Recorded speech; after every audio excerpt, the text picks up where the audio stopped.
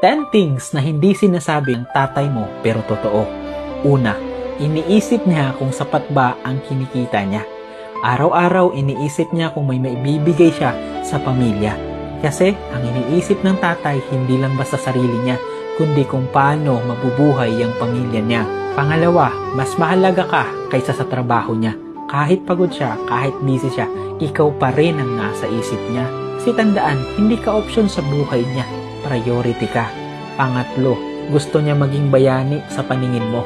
Gusto niyang tingnan mo siya bilang matatag at maaasahan. Kasi hindi siya perpekto, pero pilit niyang ginagawang perpekto ang papel niya bilang tatay. Pangapat, sinusubukan niya lahat para tuparin ang pangako niya.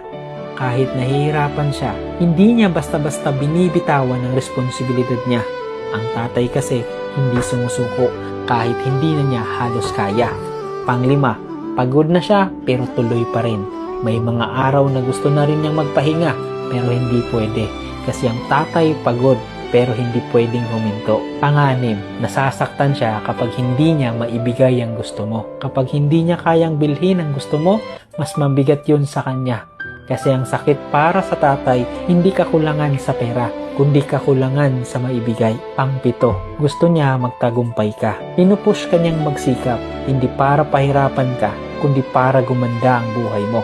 Ang pangarap kasi ng tatay mo, makita kang maipanalo ang buhay mo. Pangwalo, gusto niya mas higitan mo siya. Hindi siya naiinggit kapag mas magaling ka. Ipinagmamalaki ka pa niya. Ang tagumpay mo, tagumpay niya din. Pangsyam, uulitin niya lahat kung kailangan.